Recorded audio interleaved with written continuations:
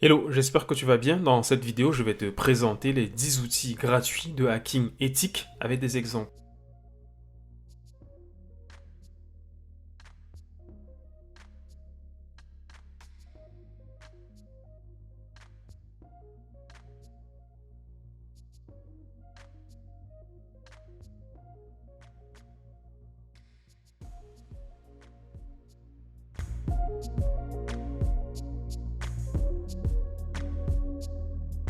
C'est un outil qui te permet de craquer des mots de passe. John the Ripper utilise 3 modes. Le mode simple et adapté si tu as un fichier de mots de passe à craquer.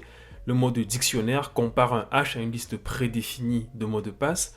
Le mode incrémental teste toutes les combinaisons possibles. C'est une attaque par force brute. Supposons que j'ai une liste d'empreintes ou HMD5 de mots de passe et je voudrais savoir quel est le mot de passe associé. J'ouvre donc l'outil John qui est préinstallé sur cette distribution. Ensuite, dans la commande, je vais ajouter le format utilisé pour générer le hash. Ici, c'est MD5. Et j'ajoute le fichier qui contient le hash de mot de passe. Puis j'exécute la commande. John va utiliser plusieurs méthodes pour la recherche de mots de passe. Ici, on retrouve les 3 modes utilisés par John the Ripper et que j'ai présentés précédemment. Donc on a le mode simple, le mode dictionnaire et le mode incrémental. En utilisant le dictionnaire qui est dans user share john password.lst, John the Ripper a trouvé 3 mots de passe et en utilisant le mode incrémental sur les caractères ASCII, John a trouvé 2 mots de passe. Voici un extrait du contenu du dictionnaire utilisé par John. Tu peux constater qu'il contient plusieurs mots généralement utilisés. Il est possible d'utiliser un dictionnaire spécifique avec la commande suivante où wordlist permet de spécifier ton dictionnaire. Et si je relance la commande, j'aurai un message qui indique qu'il a déjà trouvé les mots de passe. Si je veux forcer la recherche de mots de passe, il faut supprimer le fichier john.pot. Enfin, pour vérifier que les mots de passe trouvés par John sont corrects, j'utilise un outil en ligne qui va trouver le mot de passe associé à l'empreinte MD5. Attention, ceci est possible parce que MD5 est un algorithme de hachage vulnérable.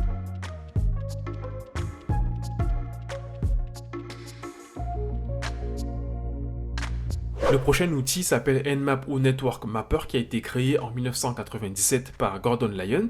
Nmap permet de détecter les ports ouverts, détecter le système d'exploitation installé sur une machine, détecter les services et les versions installées. Il permet également de faire la cartographie d'un réseau car il peut détecter les autres qui sont connectés.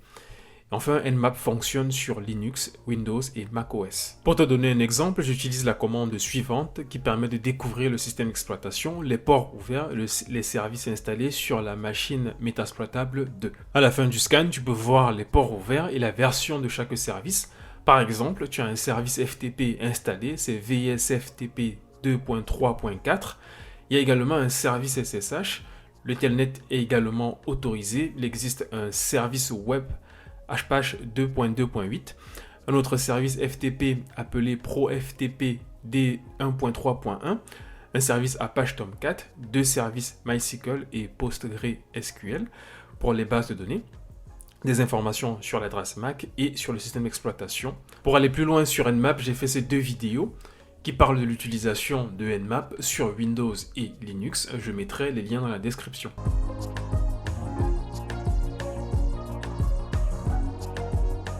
Metasploit est le fruit de la collaboration entre la communauté open source et Rapid7. C'est un outil plutôt complet qui contient des centaines d'exploits de vulnérabilité par technologie. Il permet d'évaluer le niveau de sécurité d'un système ou d'un réseau. Je reviens sur le résultat de la commande Nmap. J'ai constaté que la machine virtuelle Metasploitable 2 a un serveur FTP qui s'appelle VSFTPD 2.3.4. En jetant un coup d'œil sur internet, je constate que cette version de VSFTPD est vulnérable car elle contient une porte dérobée qui permet de monter une session shell sur le port 6200 TCP. La CVE associée est la 2011-25-23 avec un score de 9,8 sur 10. C'est donc une vulnérabilité critique. Pour exploiter cette vulnérabilité, il est possible d'utiliser Metasploit. Je me connecte en tant qu'administrateur, puis je lance Metasploit avec la commande msf console. Tu peux constater que le prompt a changé. Ensuite, je recherche les exploits liés au serveur FTP VSFTPD avec le mot-clé search. Cet exploit concerne donc la version de VSFTPD installée sur la machine Metasploitable 2. Je vais donc l'utiliser avec la commande use. Donc ce sera use suivi du nom de l'exploit. Ensuite, je définis l'adresse IP de la machine Metasploitable 2 avec le mot-clé airhost pour remote host. Enfin, j'exécute l'exploit avec run. Ensuite, un shell est monté de la machine virtuelle Metasploitable 2 vers la machine Kali Linux. Donc là, je suis connecté sur la machine Metasploitable 2 depuis la machine Kali Linux. Voilà, on a exploité la vulnérabilité et je peux lancer quelques commandes. Tu peux voir que je suis root ou super administrateur. Je peux donc lancer toutes les commandes, par exemple afficher le répertoire courant, afficher les comptes utilisateurs, afficher la configuration IP, afficher les processus, etc. Tu peux tout faire dès que tu es admin.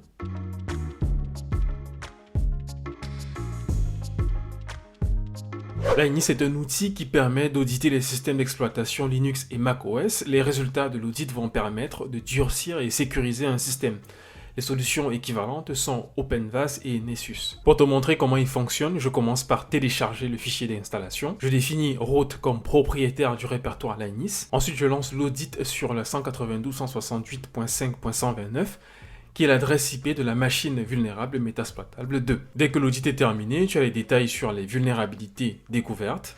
Ici, tu as quelques alertes sur la gestion des mots de passe. Il y a aussi des alertes sur le système de fichiers, le pare-feu, le serveur web, les permissions sur les fichiers, la sécurité du noyau. Et à la fin, tu as le détail sur chaque vulnérabilité avec une URL qui explique comment corriger le problème. Avant de te présenter les autres outils, n'oublie pas de t'abonner, de liker la vidéo si tu aimes ce contenu. Je travaille dans la cybersécurité et je partage quelques astuces sur ce domaine et sur la technologie en général. Et je publie 1 à 2 vidéos par semaine.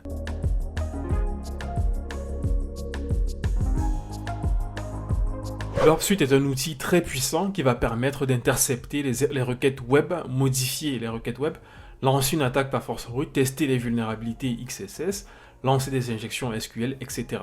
Pour plus de détails sur Burp Suite, j'ai fait ces 2 vidéos qui montrent comment utiliser Burp Suite. Je mettrai les liens dans la description.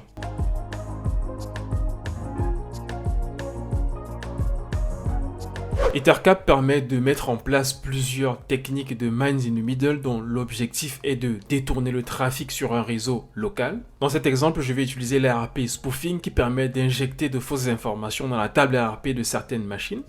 Je vais cibler quelques machines qui sont sur le même réseau qu'Ethercap. Je définis l'interface d'écoute, puis je découvre les cibles. Enfin, je sélectionne l'ARP spoofing. Et puis en bas à gauche, tu as un rapport sur chaque action. Dès que je démarre l'outil, tu peux constater que la table ARP de la machine Windows 10 a été modifiée. En haut, c'est l'état de la table avant la modification. Et en bas, c'est l'état de la table après la modification. Tu peux également constater que l'adresse MAC associée à 192.168.5.2 est identique à celle de l'adresse IP de la machine Kali qui exécute Ethercap. Donc c'est la machine avec l'adresse IP .130 à la fin. La conséquence, c'est que la machine qui exécute Ethercap, donc la machine Linux, va recevoir une copie du trafic. Tu peux par exemple avoir une copie de la table de session et voir les connexions de la machine Windows 10 qui a l'adresse IP 192.168.5.133.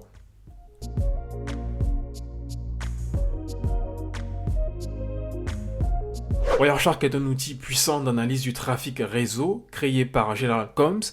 Cet outil est très utilisé lors de sessions de débogage réseau. Je vais prendre une capture du trafic réseau sur mon PC quand je vais par exemple sur le site web hébergé par la machine Metasploitable 2. Je reviens donc sur Wireshark pour voir ce qui a été capturé. Tu as une colonne pour l'adresse IP source, l'adresse IP destination, le protocole détecté et un champ commentaire. Puis tu as le TCP handshake, SYN, SYNAC et ACK. Cette négociation TCP a pour but de définir le numéro de séquence à utiliser entre le client et le serveur avant de monter une session. Dès que la session est montée, mon navigateur récupère la page d'accueil. C'est pour cela que tu vois un GET. Et le code 200 permet de voir que la communication a été établie et que le serveur a livré la page web au client. D'ailleurs, on a un extrait de la page web ici. Si je fais un focus sur une réponse du serveur, ici en bas, tu as les messages sur l'entête HTTP du serveur web. Par exemple, ce serveur expose le nom du système d'exploitation, la version d'Apache et la version de PHP, ce qui n'est pas bien car un pirate peut utiliser ces informations pour monter une attaque. Et si je vais sur un site public, par exemple www.debian.org, tu as au préalable une requête DNS pour trouver l'adresse IP associée à ce site web. Donc dans la réponse, le serveur DNS 192.168.5.2 dit que l'adresse IP de Debian est 130.89.148.77. Puis tu retrouves la négociation TCP SYN ACK entre mon navigateur web et les serveurs de Debian. Le client contacte le serveur sur le port 80, ce qui représente le protocole HTTP. Tu peux constater ensuite qu'il y a une redirection avec le port HTTP 302. En fait, le serveur dit au client d'aller plutôt sur le HTTPS et le serveur donne l'adresse dans le champ location. Ensuite, il y a une nouvelle négociation TCP avec la couche TLS pour le chiffrement. Puis la session est montée et les messages sont envoyés chiffrés. Tu peux voir que les messages sont chiffrés si tu cliques sur Application Data, qui représente un échange de données. Et plus bas, tu as les données d'application qui sont chiffrées. Un dernier exemple avec le protocole ARP qui permet de faire l'association adresse IP et adresse MAC. Un message a été envoyé par la machine 192.168.5.2 à tous les autres sur le même réseau pour savoir qui a l'adresse IP 192.168.5.130. La machine qui a cette adresse a répondu en fournissant également son adresse MAC. Enfin, dans Statistics, tu peux retrouver des informations intéressantes sur le trafic capturé, par exemple la durée de la capture, le nombre de paquets capturés, l'interface, le système d'exploitation, etc. Dans la partie conversation, tu as le résumé des conversations par adresse MAC, par adresse IP et par numéro de port. Et pour chaque ligne, tu as la durée de la conversation, la vitesse de transfert, etc.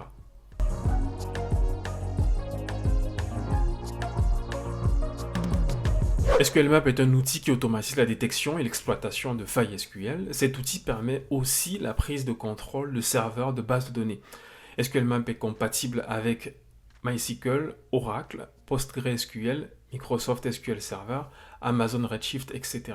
Je vais te montrer une démo de cet outil sur DVWA qui est un serveur web vulnérable disponible sur Metasploitable 2.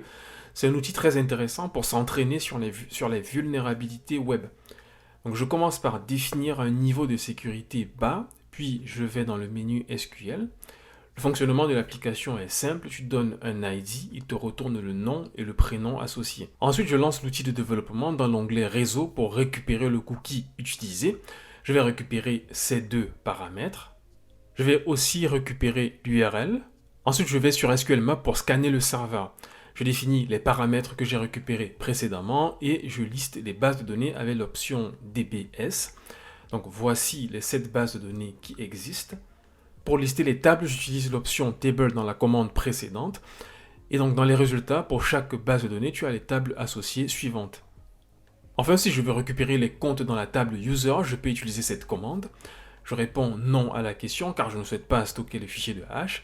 Je vais utiliser l'attaque par dictionnaire pour trouver les mots de passe. Et tu peux constater que SQLmap a trouvé les mots de passe des comptes stockés dans la base de données.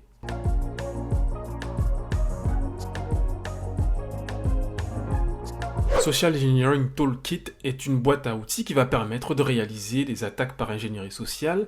Cet outil est généralement utilisé dans les campagnes de hameçonnage ou phishing. Pour te donner un exemple, je vais générer un outil qui sera déployé sur un PC. Dès que cet outil sera installé, je pourrai avoir accès à la machine depuis Kali.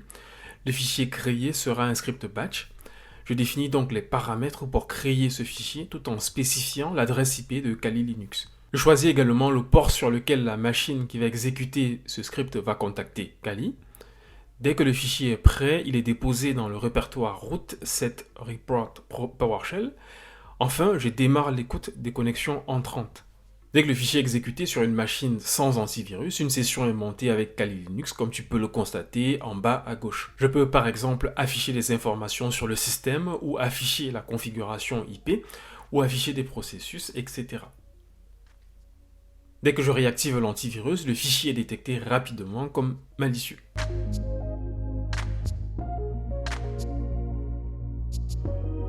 Cet outil va te permettre d'évaluer le niveau de sécurité d'un point d'accès Wi-Fi. HackRackNG permet par exemple de craquer les clés web et WPA, intercepter le trafic Wi-Fi. Je ferai une autre vidéo détaillée sur l'audit d'un réseau Wi-Fi avec HackRackNG. Voilà, c'est tout pour cette vidéo. J'espère que tu as aimé ce contenu et que ces éléments vont t'aider pour tes tests légalement sur ton environnement de test. Je te recommande aussi la vidéo suivante À bientôt.